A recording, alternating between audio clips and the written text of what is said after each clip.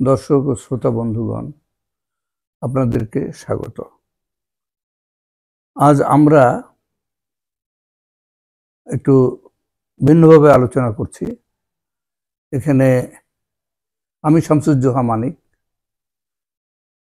আগে মোটামুটি নিয়মিতভাবে আমি উপস্থিত থেকেছি বিভিন্ন আলোচনায়। আজকে আমি তো আছি, আমার সঙ্গে শামসুল আলম চঞ্চল, তিনিও থাকবেন। তার পরিচয় যদিও এর আগেও উনি উপস্থিত ছিলেন, কিন্তু ওইভাবে তার উপস্থিতি কম ঘটে, সেজন্য আবার বলছি। পেশায় তিনি পাওয়ার প্ল্যান্ট ইঞ্জিনিয়ার হলেও তার বেশ কিছু কাজ আছে ইতিহাসের উপরে, প্রাচীন ভারতবর্ষের ইতিহাসের উপর বিশেষ করে। সেই সঙ্গে এই ভারতীয় উপমহাদেশের বিভিন্ন বিষয়ের উপর তার কাজ আছে, ধর্ম।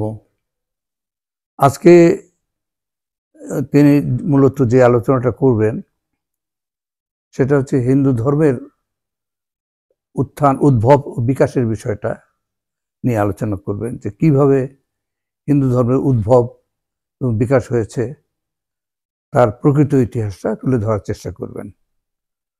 তার এই বিষয়টা লেখাই আছে, সেটা হলো ভারতবর্ষে হিন্দু ধর্মের উদ্ভব ও বিকাশ একটি সংক্ষিপ্ত সংক্ষিপ্ত পর্যালোচনা এটার উপরে। তো শুরু করা যাক, তুমি শুরু করো তাহলে। আচ্ছা, শুরু করছি। সেটা হলো, আমরা যদি যে কোনো ধর্মের বিকাশ উত্থান প্রক্রিয়াটাকে যদি মাথার মধ্যে রাখি আর কি, সব ধর্মের উত্থান প্রক্রিয়া মোটামুটি একই, এবং হিন্দু ধর্মেরও তার কোনো ব্যতিক্রম নাই। মানে প্রচলিত একটা ধর্মীয় চিন্তা এবং সামাজিক যে প্রথা, সেখান থেকেই তারপর ভিত্তি করেই সব ধর্মগুলোই উত্থান হয় এবং বিকাশ লাভ করে। হিন্দু ধর্ম তাই হয়েছে। এবং হিন্দু ধর্মকে যারা মনে করেন যে এটা মানে হাজার হাজার, মানে 4-5 হাজার বছরের পুরনো, এটা একটা বিরাট ভুল ধারণা। এটা ঠিক যে ব্রাহ্মণ্য যে বা বৈদিক ধর্ম যেটা, সেটা সেখান থেকেই হিন্দু ধর্মের উদ্ভব হয়েছে। সেটা হয়েছে আমরা যেটা প্রত্নতাত্ত্বিক নিদর্শন থেকে যেটা আমরা জানতে পারি, হিন্দু ধর্মের উত্থান এবং বিকাশ যেটা, মানে হিন্দু ধর্ম বৈশিষ্ট্য যদি আমরা একটু আলোচনা করিনি তার আগে, তাহলে বোঝা যাবে। হিন্দু ধর্মের প্রধান বৈশিষ্ট্যগুলো হলো, হিন্দু হলো মোটামুটি এখানে চতুর্বর্ণ ভিত্তিক যে মানে সমাজ ব্যবস্থা আর কি, ব্রাহ্মণকে প্রাধান্য রেখে সেটা থাকছে সবসময়। ব্রাহ্মণ প্রাধান্য থাকবে এবং চতুর্বর্ণ ভিত্তিক। শূদ্র প্রথমত হলো ব্রাহ্মণ, ক্ষত্রিয়, বৈশ্য এবং শূদ্র। তো এই চতুর্বর্ণভিত্তিক ব্যবস্থার পরে হচ্ছে আরও কিছু মূর্তি পূজা। হিন্দু ধর্মের কিছু দেবদেবী থাকে যাদের পূজা তারা মূর্তি নির্মাণ করে এবং সেটার পূজা করে। সেটা হিন্দু ধর্মের আরেকটা বৈশিষ্ট্য। আর আরেকটা গুরুত্বপূর্ণ বৈশিষ্ট্য যেটা পরবর্তীকালে দেখা গেছে, এটা আরেকটু পরে হিন্দু মানে মূর্তি পূজা যখন শুরু হয়, এটা তখন ছিল না। সেটার গুরুত্বপূর্ণ বৈশিষ্ট্য আমরা যেটা দেখতে পাই ভারতবর্ষে এখন খুবই গুরুত্বপূর্ণ একটা ভূমিকা নিয়েছে, সেটা হলো গরুর প্রতি পবিত্রতা আরোপ। গোমাংস ভক্ষণ নিষিদ্ধ করা, গোবধ নিষিদ্ধ করা, গোবধ আর হবে না। অথচ ঋগ্বেদে দেখা যাচ্ছে গোমাংস ভক্ষণ দেবতা ইন্দ্রের তো প্রিয় একটা খাদ্য, মানে একটা বিষয় ছিল। ঠিক তাই না? হ্যাঁ। এবং মানুষ যে গোবধ করতো, ভক্ষণ করতো, গোমাংস ভক্ষণ করতো, সেটা কিন্তু ঋগ্বেদ থেকে আমরা খুব ভালোভাবে জানি। এবং ঋগ্বেদের পরে অন্যান্য ব্রাহ্মণ্য যে গ্রন্থগুলো পরবর্তীকালে, অর্থাৎ হিন্দু ধর্মের বিকাশের আগে যে মাঝখানে যে ব্রাহ্মণ্য গ্রন্থগুলো আমরা পাই রচিত হয়েছে সেগুলোতেও কিন্তু কিভাবে গরুর মাংস রান্না করা হবে তার নিয়ম পর্যন্ত বলা আছে। তো এটা খুব ইন্টারেস্টিং। আজকে এত ডিটেলস বিস্তারিত আলোচনা করা যাচ্ছে না, কিন্তু এটা একটা ইন্টারেস্টিং। তবে আর একটু সময়কালটা আমরা বলি। হিন্দু ধর্মের উত্থানটা আসলে যেটার প্রত্নতাত্ত্বিক নিদর্শন থেকে যেটা জানা যায়, সেটা হলো খ্রিস্টপূর্ব 2য় থেকে 1ম শতাব্দীর দিকে প্রথম মন্দির এবং কিছু মূর্তির মাধ্যমে, প্রত্নতাত্ত্বিকভাবে পাওয়ার মাধ্যমে হিন্দু ধর্মের উত্থানটা বোঝা যায় যে তখন হিন্দু ধর্মের উত্থানটা হয়েছে। তার মধ্যে উত্থানটা শুরু হয়েছে আসলে, সেটা হলো আজকে থেকে প্রায় 2100 বা 2200 বছর আগে, খুব বেশি হলে 2200 বছর আগে, 2200 বছর আগে। আর আমরা যদি তুলনা করি বৌদ্ধ ধর্মের সঙ্গে, কারণ একটা ভুল ধারণা রয়ে গেছে যে বৌদ্ধ ধর্ম অনেক পরের এবং হিন্দু ধর্ম অনেক প্রাচীন। তো এখানে একটু প্রাসঙ্গিক আমি বলে রাখি, বৌদ্ধ ধর্মের প্রথম যে স্তূপ পাওয়া গেছে সেটা হলো 2500 বছর আগে ভারতবর্ষে প্রথম স্তূপ পাওয়া গেছে। তারপরে মৌর্য যুগে প্রায় 304 শতাব্দীতে আর কি, মৌর্য যুগে 4th পূর্বাব্দতে সমস্ত ভারতব্যাপী বিপুল সংখ্যক বৌদ্ধ স্তূপ পাওয়া গেছে, চৈত্য এবং মঠ পাওয়া গেছে সমস্ত ভারতবর্ষব্যাপী। তখনও কিন্তু হিন্দুদের কোনো প্রত্নতাত্ত্বিক নিদর্শন পাওয়া যায় নাই। এটা সবার জেনে রাখা দরকার, এই বিষয়টা খুব গুরুত্বপূর্ণ। আচ্ছা, তো প্রথম যেটা বললাম, হিন্দু ধর্মের প্রথম পাওয়া গেল খ্রিস্টপূর্ব 2য় থেকে 1ম শতাব্দীতে। এরপরে খ্রিস্টপূর্ব পাওয়া যাওয়ার পর খ্রিস্টাব্দ 1ম 2য় আস্তে আস্তে বাড়ছে হিন্দু মন্দিরের সংখ্যা, হিন্দু বিভিন্ন দেবদেবীর মূর্তির সংখ্যা, এবং বিশেষ করে গুপ্ত যুগের পর থেকে এটা সংখ্যা অনেক বেড়ে যায়। এই হলো হিন্দু। তখন আমরা বুঝতে পারলাম যে গুপ্ত যুগেই আসলে হিন্দু ধর্মটা সবচেয়ে প্রসার লাভ করে। এবং আসলে গুপ্ত যুগটাকেই তুমি বলতে চাচ্ছ যে হিন্দু ধর্মের প্রতিষ্ঠার প্রকৃত সময়, মানে প্রকৃত সময় সবচেয়ে গুরুত্বপূর্ণ সময়। কারণ গুপ্ত যুগেই কিন্তু মানে খ্রিস্টপূর্ব 2য় শতাব্দীতে আসলে প্রথম সংস্কৃত বর্ণমালা প্রথম পাওয়া যায় কিন্তু প্রত্নতাত্ত্বিকভাবে।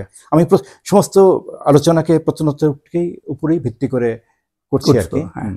তো প্রত্নতাত্ত্বিকভাবে প্রথম বর্ণমালা পাওয়া যায় খ্রিস্টপূর্ব 2য় শতাব্দীতে। কিন্তু গুপ্ত যুগে দেখা গেল যে বর্ণমালা, সংস্কৃত বর্ণমালার যে বিকাশটা লাভ করেছে সেটা একটা পূর্ণাঙ্গ বিকাশ হয়, যে রূপে আমরা আজকে দেখছি মোটামুটি সেই রূপেই গুপ্ত যুগে এটাকে প্রতিষ্ঠিত করা হয় এবং সমস্ত ভারতবর্ষ ব্যাপী সেই সংস্কৃত বর্ণমালা ছড়িয়ে পড়ে। মানে দেবনাগরী, যেটা সংস্কৃত দেবনাগরী স্ক্রিপ্টটা আর কি প্রত্নতাত্ত্বিকভাবে পাওয়া গিয়েছিল। আর এটা তো গুরুত্বপূর্ণ বিষয়। আরেকটা হলো গুপ্ত যুগে আমরা কিন্তু হিন্দু ধর্মের বিকাশের জন্য ব্রাহ্মণদেরকে উদ্যোগী হতে দেখি বিভিন্ন পুরাণ কাহিনী রচনা করতে। বিভিন্ন ধরনের পুরাণ, যত রকম আমরা পুরাণের নাম জানি সমস্ত রকম পুরাণ কিন্তু গুপ্ত যুগে শুরু হয়। গুপ্ত যুগের আগে থেকে শুরু হয়, কিন্তু গুপ্ত যুগ থেকে সবচেয়ে বেশি পুরাণটা রচনা হয় এবং মোটামুটি খ্রিস্টাব্দ 5ম বা 6ষ্ঠ শতাব্দী পর্যন্ত গুপ্ত যুগ তো 6ষ্ঠ শতাব্দী পর্যন্ত ছিল। 4th থেকে 6ষ্ঠ শতাব্দী পর্যন্ত গুপ্ত যুগটা ছিল। ওই সময় সবচেয়ে বেশি দেখা গিয়েছিল আর কি পুরাণ রচনা হতে। আর তারপরে গরুর উপরে যেটা ইন্টারেস্টিং ব্যাপার, যে প্রত্নতাত্ত্বিকভাবে সমস্ত ভারতবর্ষে ইদানিং যে কাজগুলো হচ্ছে, সাম্প্রতিক কাজগুলো, আগে সাধারণত মানে প্রাণীর হাড়ের উপরে তেমন একটা কাজ হতো না, কিন্তু আগে যা প্রত্নতাত্ত্বিক 25 বছর বা 30 বছর আগে যে প্রত্নতাত্ত্বিক গবেষণা যেগুলো হয়েছে, কিন্তু পরের গবেষণাগুলোতে যেগুলো বিভিন্ন প্রত্নতাত্ত্বিক স্থানগুলোতে পশুর হাড়ের উপরে গবেষণা হয়েছে, সেগুলোতে দেখা গেছে যে সবচেয়ে বেশি যে হাড় পাওয়া গেছে সেটা হলো গরুর। তাতে করে প্রত্নতাত্ত্বিকরা বলছেন যে গরুর মাংসকে সবচেয়ে বেশি পছন্দ করতে। এটা 6ষ্ঠ শতাব্দী পর্যন্ত দেখা গেছে। কোন জায়গার মানুষ? সমস্ত ভারতবর্ষের মানুষ। আচ্ছা, সমস্ত ভারতবর্ষে। এটা কিন্তু একটা খুব ইন্টারেস্টিং জিনিস। এবং তার মানে গরুর উপরে যে পবিত্রতা আরোপ, এটা আসলে আরো পরে হয়েছে। এটা আরো পরে হয়েছে, অর্থাৎ হিন্দু ধর্ম আরেকটু দৃঢ়বদ্ধ হওয়ার পরে, তখনও দৃঢ়বদ্ধ হয় নাই।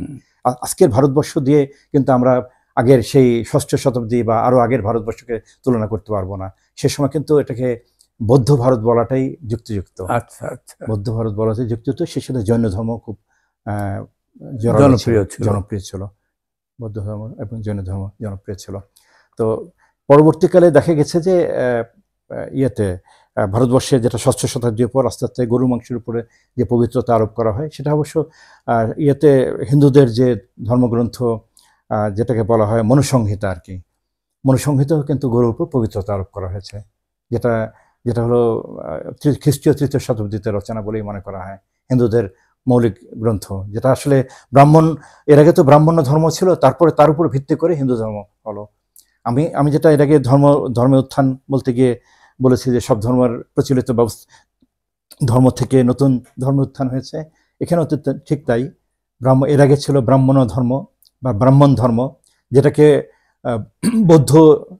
বৌদ্ধ সাহিত্যে যেগুলোকে বলা হতো, মানে যাদেরকে বলা হতো ব্রাহ্মণ এবং যাদেরকে বেদপন্থী বলা হতো, এই গোষ্ঠীগুলোকে বেদপন্থী বলা হতো।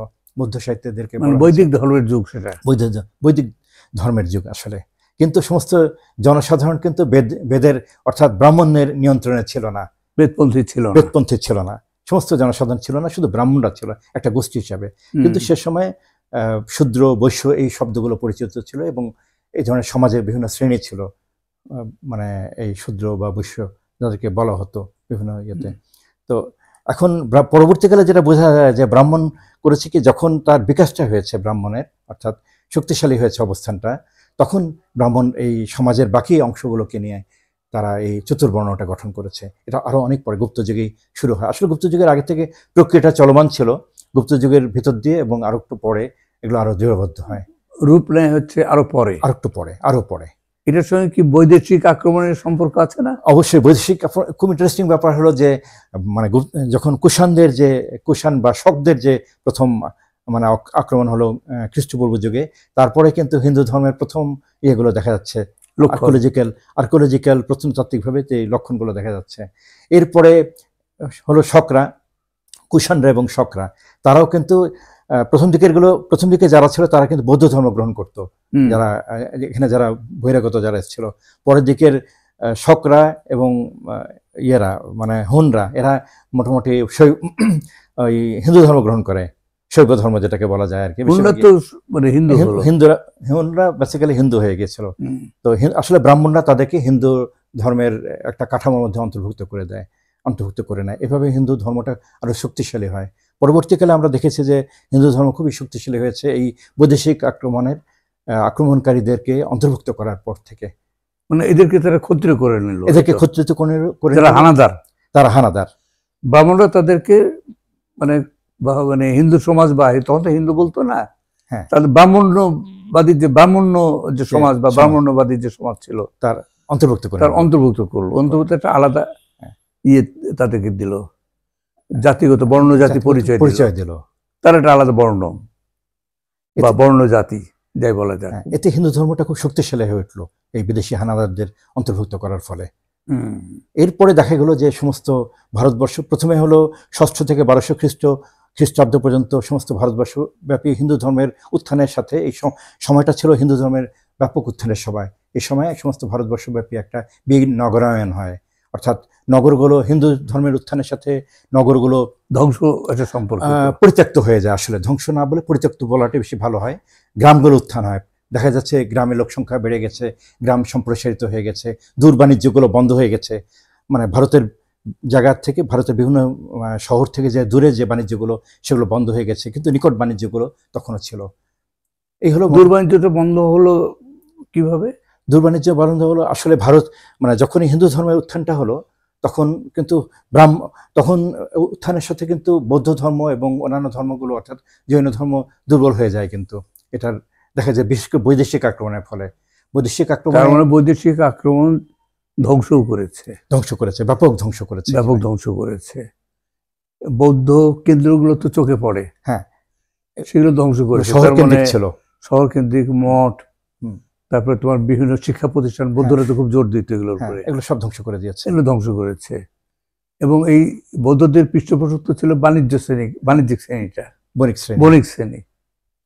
এরাও ছত্রভঙ্গ হলো এবং বাণিজ্য যখন তোমার ধ্বংসপ্রাপ্ত হলো বা ক্ষতিগ্রস্ত হলো, তখন তো তোমার সমাজে কৃষিজীবীরা প্রাধান্যে আসবে। কৃষক সমাজ এই শূন্যতা পূরণ করলো কৃষিজীবীরা, ব্রাহ্মণরা, তাদের নেতা হিসেবে ব্রাহ্মণরা, আর উপরে রাষ্ট্রের উপরে তলায় বহিরাগত ক্ষত্রিয়রা, বহিরাগত এরা মূলত। আসলে এরা বহিরাগত, প্রথমে শক, হুন, পরবর্তীকালে হুনরা। এরাই হলো মানে হিন্দু ধর্মের শক্তির ভিত্তিটা দিয়েছে, এরা দিল। এইটাই মুসলিম আগমনের আগ পর্যন্ত এই প্রক্রিয়াটাই চলেছিল। এটাই দাঁড়াচ্ছে, এটাই আজকের হিন্দু ভারত তৈরি হওয়ার পিছনে এটাই তার পশ্চাৎভূমি। চমৎকার আলোচনা, নতুন ভাবে ভাবা দরকার আমাদের। এটা নতুন করে একেবারেই নতুন হিন্দু ধর্মের উত্থান সম্পর্কে এই যে সনাতন বলে যে বলা হয়, যেভাবে এসে তুলে ধরার চেষ্টা করা হয়, যে হাজার হাজার, পারলে 10,000, 50,000 বছর, 1 লক্ষ বছর, কেউ আবার ওটাকে 2 লক্ষ বছর বলে নিয়ে যাওয়ার চেষ্টা করে। বিষয়টা তা না। হিন্দু ধর্মের উত্থানের বিষয়টা ওরকম একটা ব্যাপার না, এটা সাম্প্রতিক একটা ঘটনা। আসলে প্রত্নতত্ত্ব আবিষ্কার না হলে, মানে প্রত্নতাত্ত্বিক আবিষ্কারগুলো না জানলে এটা বোঝা যেত না। প্রত্নতাত্ত্বিক আবিষ্কারের ফলেই কিন্তু এগুলোকে ব্যাখ্যা করা অনেক সহজ হয়েছে, বিশেষ করে সাম্প্রতিক প্রত্নতাত্ত্বিক আবিষ্কার থেকে। এখন তো অনেক কিছু স্পষ্ট হয়ে যাচ্ছে, অনেক কিছু, তাই না? তো ঠিক আছে, আমরা পরবর্তী সময় আবার এই বিষয়গুলো নিয়ে আরো আলোচনা করব।